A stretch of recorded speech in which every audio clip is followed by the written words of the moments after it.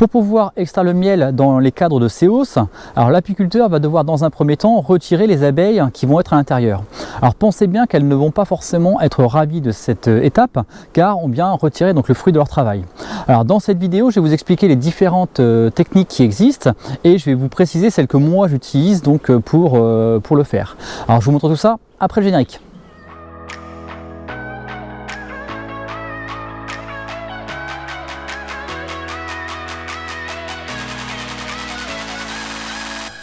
Donc la première méthode qui n'en est pas forcément une. Alors on pourrait penser, si on débute, qu'on pourrait faire redescendre les abeilles en enfumant directement la hausse. C'est-à-dire que vous prenez votre enfumoir, vous enfumez comme un malade donc la hausse et les abeilles finiraient par redescendre. Alors ça pourrait fonctionner, sauf que ici votre miel finirait par avoir un goût donc de fumée. Donc il ne faut surtout pas faire ça. On n'utilise jamais l'enfumoir lorsqu'on travaille donc sur les hausses. Donc on n'enfume pas les hausses pour faire redescendre les abeilles. Donc ça c'est la première technique qui n'en est pas une qu'on ne doit pas utiliser. La seconde, qui est vraiment la première technique, pourrait consister à prendre la hausse, la mettre à côté ou prendre directement les cadres et à secouer donc les abeilles qui sont dessus, les secouer ou les brosser avec une petite balayette comme ça pour donc on va dire refaire partir les abeilles. Alors ça peut fonctionner correctement si vous avez un rucher d'une petite taille, parce que si vous le faites sur un gros rucher, les petites gouttelettes de nectar ou de miel qui pourraient donc s'écouler sur le dessus de la ruche ou à côté pourraient donc rapidement créer un pillage. Alors deuxième chose qu'il faut prendre en compte, c'est qu'il faut que vos abeilles soient extrêmement douces. Si vous faites ça avec des abeilles qui sont un peu piquantes, vous pouvez être sûr que toute la colonie va sortir et va pas forcément être ravie de votre travail. Alors là, le risque de piqûre est très important pour vous, mais également pour les personnes qui pourraient être autour. Alors cette technique-là, vous pouvez l'utiliser si vos colonies sont douces et que vos ruches autour le sont également. Ça pourrait donc créer, comme je l'ai dit tout à l'heure, un pillage généralisé sur le rucher et après c'est très compliqué à remettre tout ça en ordre. Alors ça c'était la première vraie méthode. La deuxième méthode, alors, qui est plus utilisée chez les professionnels, alors, elle consiste à utiliser un souffleur soit thermique soit électrique. C'est-à-dire qu'ils prennent, alors on voit les vidéos sur internet, ils prennent les hausses directement au-dessus des corps, ou au-dessus des toits, pardon, il y a des cages au-dessus des toits, et ils soufflent directement les abeilles. Bon, moi je trouve que vis-à-vis des abeilles, c'est pas forcément très respectueux entre guillemets, parce que projeter une abeille à, je sais pas la vitesse à laquelle va l'air en sortant d'un souffleur, mais moi j'aimerais pas être projeté dans l'herbe comme ça ou contre un arbre à 200 ou 300 km/h. Bon, donc voilà, bon, ça peut être utilisé, c'est efficace, hein, mais vis-à-vis des abeilles, c'est pas très cool. Bon, après les pros, ils n'ont pas les mêmes contraintes que nous, hein. Quand on a 150 ruches à faire dans la journée, il faut quelque chose qui soit rapide et efficace. Donc à utiliser, donc si vraiment vous n'avez pas forcément le choix, et après quand vous êtes pro, c'est pas les mêmes choses. Donc utilisation d'un souffleur. Qui pourrait en plus dans certains cas, si vous avez des hausses qui ne sont pas forcément toutes bien operculées, en soufflant vous pouvez projeter du nectar qui pourrait créer un pillage, etc. Et ça pourrait être dangereux. Alors pour vous, normalement, quand on fait ça, on est bien équipé, mais pour les personnes qui sont autour du rucher, ça pourrait être problématique. Alors la troisième technique que j'ai découvert en travaillant sur cette vidéo là, c'est l'utilisation de répulsifs chimiques. Alors il existe deux types de répulsifs. Alors bon, je vérifie quand même pour pas me dire de bêtises. Alors, il y a l'essence de myrban et le benzaldéhyde qui est une substance qui a l'odeur de l'amande amère. Alors ces substances, elles vont faire partir les abeilles. Bon, je me suis un petit peu renseigné. Si on prend l'essence de myrban, il y a un effet potentiellement cancérigène pour l'homme, donc au toucher et autres. Alors pensez bien que s'il y a un effet cancérigène, déjà moi je l'utilise pas, et c'est pas forcément très cool de faire donc sentir aux abeilles cette substance-là. Si c'est cancérigène pour l'homme, bon, pour les abeilles c'est pas forcément, c'est pas top quoi. La deuxième chose, le benzaldéhyde, là, ce qui a une odeur d'amande amère, cette substance-là, pareil, elle n'est pas cancérigène, mais elle pourrait, si on la laisse trop longtemps, donner un goût au miel ou pouvoir s'imprégner donc dans les cires. Donc voilà, c'est pas forcément tip top non plus. Et alors ça peut créer donc déjà des mortalités si vous l'utilisez trop longtemps, si c'est trop dosé. Alors si ça crée des mortalités, c'est que c'est pas forcément très cool quoi. C'est que si les abeilles en meurent, c'est que c'est pas terrible. Et les cas les plus extrêmes, si vous en mettez vraiment une trop grosse dose, on peut arriver que les abeilles donc ressortent directement de la ruche à cause de ces substances là. Donc bon voilà, si les abeilles sortent et que à cause de l'odeur, c'est que c'est vraiment pas forcément très bon pour elles. Donc ça existe. existe, mais bon, pour moi, je ne le conseille pas. Alors moi, la technique que j'utilise, c'est l'utilisation d'un chasse-abeille. C'est comme un couvre-cadre, c'est comme ça. Alors vous pouvez des fois avoir des couvre-cadres qui vont avoir donc directement un chasse-abeille. Alors ici, ça peut se fabriquer, hein, je ferai une petite vidéo là-dessus, mais ici, donc le chasse-abeille, c'est donc un élément en plastique où on va avoir des sorties donc de chaque côté. Alors là, il y a 2 entrées ou 2 sorties. Des fois, on va en avoir 6, 7, ça dépend de la forme donc, du chasse-abeille. Donc on place donc, les sorties qui sont plus petites, on les place vers l'élément où on souhaite que les abeilles aillent. Donc par exemple, si je veux que les cette hausse et qu'elles aillent donc dans le corps, il faut que je place donc les sorties qui sont là vers le bas. Je ne le place pas comme ça. Si je place comme ça, les abeilles elles trouveront pas l'entrée et elles ne partiront pas. Dans ce sens-là, alors non, bon là c'est un peu propolisé, mais normalement il y a des trous, elles vont sentir l'odeur donc du couvain en dessous, donc ça va les attirer un peu plus donc vers le corps. Donc là, on place donc le chasse-abeille donc dessus. Et comme ça, les abeilles partent.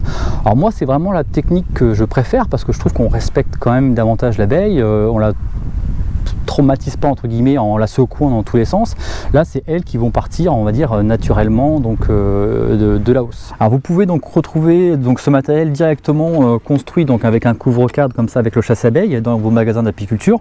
Alors si vous voulez en trouver un à côté de chez vous, vous pouvez donc aller sur le site. Hein, il y a une section magasin d'apiculture et ça mettra automatiquement ceux qui sont à côté de chez vous. Alors vous pouvez aussi retrouver ce lien donc dans la description donc sur YouTube et sur le petit i qui est donc au-dessus. Vous pouvez également les construire. Vous avez vu, dans l'absolu, c'est pas grand-chose, hein. C'est juste donc un couvre-cadre avec donc l'élément, vraiment le chasse-abeille en plastique, qui est donc soit agrafé, soit vissé. Alors ça, c'en est un que j'ai acheté donc directement fait.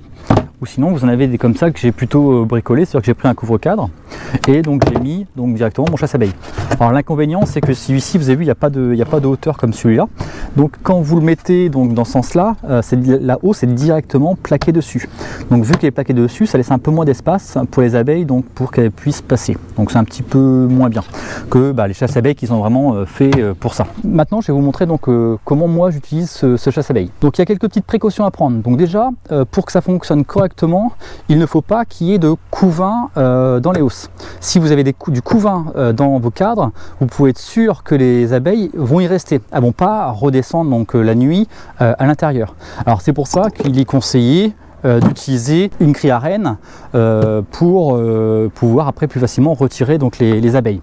Si vous n'utilisez pas donc une crie à reine, du couvain va être à l'intérieur, la reine peut-être, donc pensez bien que les abeilles ne partiront pas. Donc ça c'est la première précaution à prendre. Donc faire attention donc qu'il n'y ait pas de couvain dans la hausse. La deuxième chose, ça va être comment placer ce chasse-abeille. Alors moi j'ai 2 manières de faire, que ce soit entre la mielée, la récolte de printemps et la récolte d'été. Quand c'est la récolte de printemps, je place toujours une hausse vide. Alors avec des cadres, hein, bien sûr, hein, vous mettez soit des cadres qui sont déjà secs comme cela en dessous de votre hausse pleine, et ou des cadres à cirer. Au moins ça les occupe des fois jusqu'à la mielée suivante. Donc on place, donc là par exemple si je voulais donc récolter cette hausse là, donc je prends donc ma hausse pleine, je prends une autre hausse normalement avec des cadres, je place donc mon chasse-abeille donc avec les sorties, bon là il est cassé sur son balle. On prend les sorties donc vers donc l'élément où on souhaite que les abeilles aillent et on place donc par-dessus la hausse qu'on souhaite donc vider. Et là, comme ça, les abeilles vont redescendre donc dans l'élément en dessous. Au printemps, la population elle est encore en augmentation, donc il y a encore beaucoup d'abeilles. Donc quand vous n'utilisez pas un élément vide en dessous, les abeilles ont du mal à descendre. Il y a trop de monde. Et en plus, ça pourrait pas créer un essaimage, mais le fait qu'il y ait une population très importante en bas, ça pourrait être un facteur qui pourrait favoriser l'essaimage. Donc au printemps, si vous faites une récolte de printemps, mettez une hausse vide donc dessous de votre élément plein. Pour la récolte d'été, là c'est pas le cas. Récolte d'été, on est plutôt dans la phase de décroissance de la population d'abeilles. Donc là vous pouvez donc directement placer donc votre chasse-abeille sous votre hausse au-dessus de votre corps. Donc là vous pouvez donc directement mettre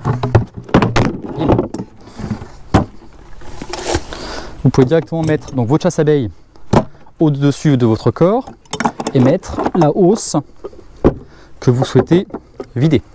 Et comme ça, les abeilles donc redescendront. Donc voilà, donc ça c'est ma manière de faire. Donc toujours printemps, si je résume, printemps, on met un élément en dessous, l'été, pas besoin, les abeilles vont redescendre correctement. Alors troisième chose à prendre en compte, alors on voit souvent des questions par rapport à la durée où il faut mettre donc les chasses abeilles. Alors moi ce que je vous conseille de faire, c'est plutôt de faire une nuit. Vous venez un soir, vous mettez vos chasses abeilles et le lendemain vous venez les récupérer. Alors pourquoi? Parce que la nuit il fait plus froid et souvent donc les abeilles elles vont venir réchauffer, s'il n'y a pas suffisamment de population, elles vont venir réchauffer le couvain qui est en dessous. Donc les abeilles vont redescendre donc naturellement en soirée. Également si vous êtes la nuit en plus, les abeilles qui sont dessus, souvent la journée les butineuses vont ramener du nectar dans le corps et la nuit elles vont le ramener dans la hausse. Les abeilles qui étaient en journée à l'intérieur, elles vont retourner donc en bas, donc plutôt dans la nuit ou dans la journée. Elles vont pouvoir redescendre parce qu'il y a le chasse-abeilles, mais elles ne pourront pas remonter. Donc une nuit c'est parfait. Déjà il y a les mouvements de va-et-vient des abeilles qui va être il y aura plus de durée, et en plus le fait qu'il fasse plus froid la nuit, ça va favoriser donc la descente des abeilles.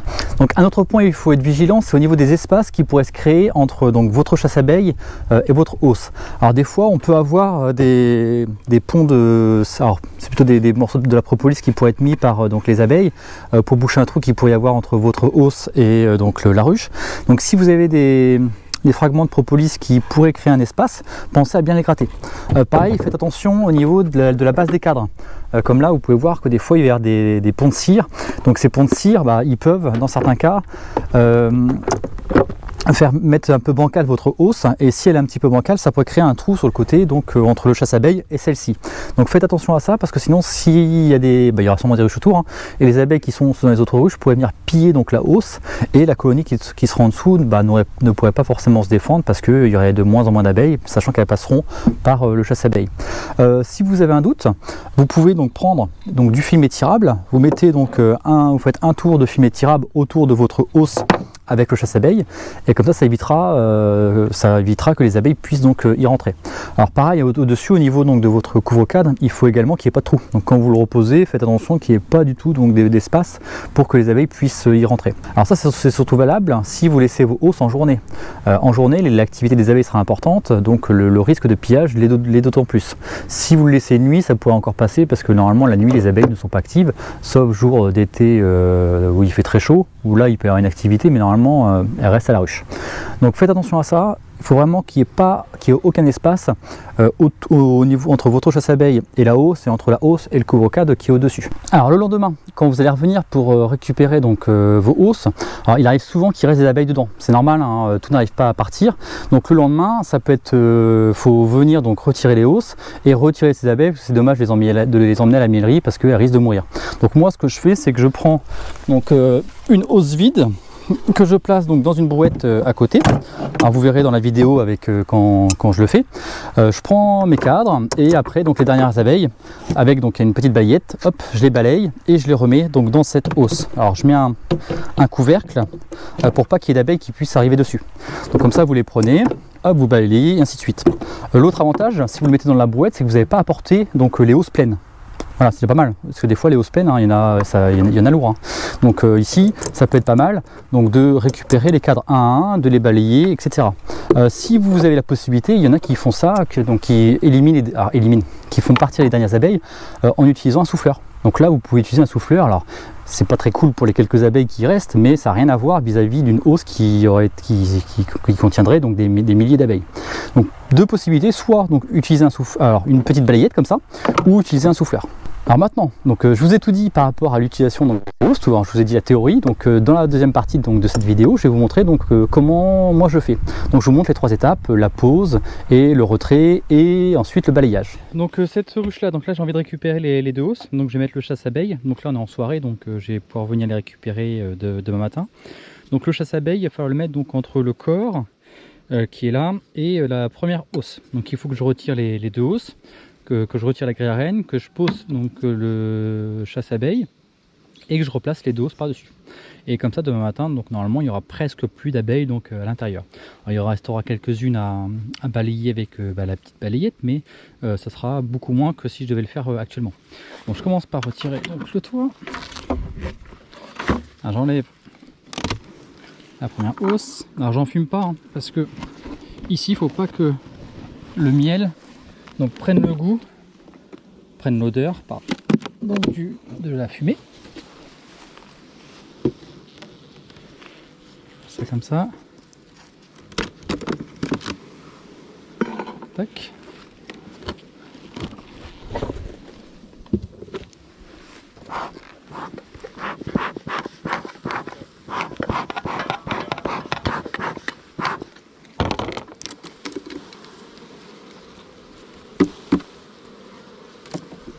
Donc là, mon chasse-abeille.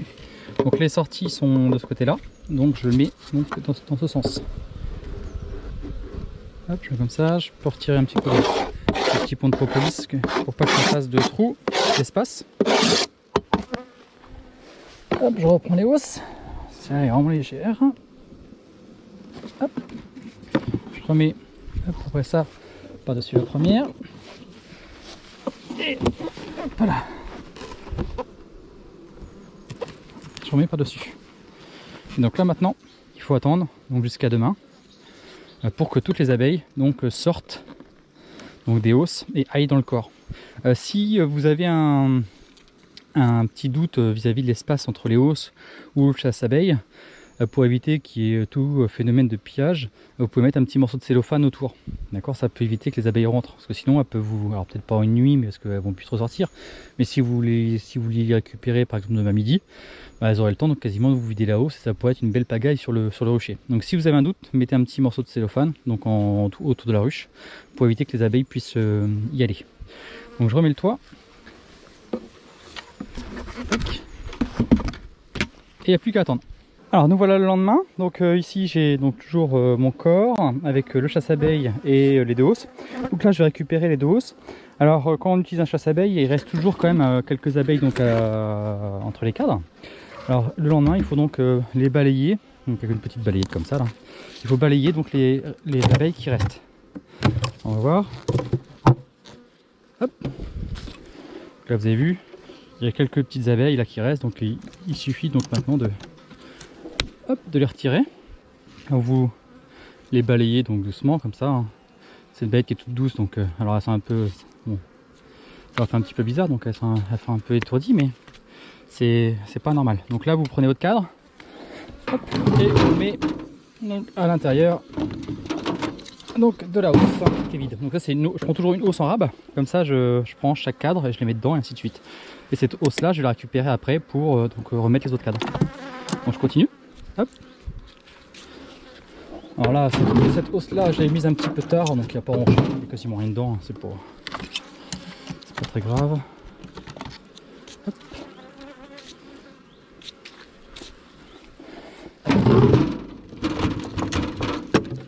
Donc là, c'est vraiment pour récupérer les cadres hein, et en retirant les dernières abeilles. Alors c'est toujours dommage de les ramener à la mielerie parce que bon, une fois à la mielerie, malheureusement pour elles, elles ne pourront pas retrouver donc le chemin de leur ruche. Et elles risquent de mourir. Donc il faut mieux, on les respecte, on respecte leur travail, donc il nous reste juste ça à faire. Donc c'est reprendre donc, les hausses, les cadres, donc des petites hausses. Hop.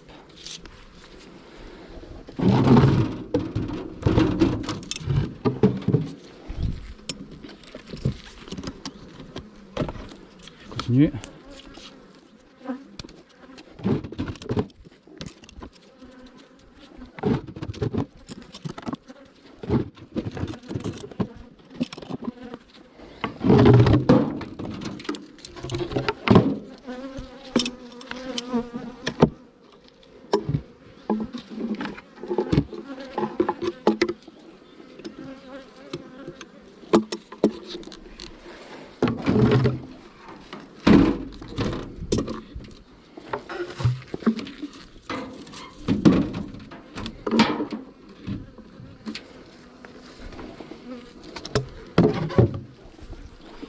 Bon là, il n'y a quasiment rien.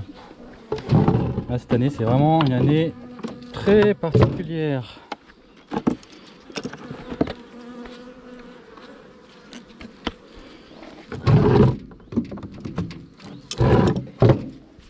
Alors si cette petite vidéo vous a plu, donc n'hésitez pas à vous abonner donc à la page donc YouTube donc des petits Appis. Alors ça vous coûte rien et moi franchement ça m'aide vachement pour le développement de la chaîne et aussi pour ma motivation.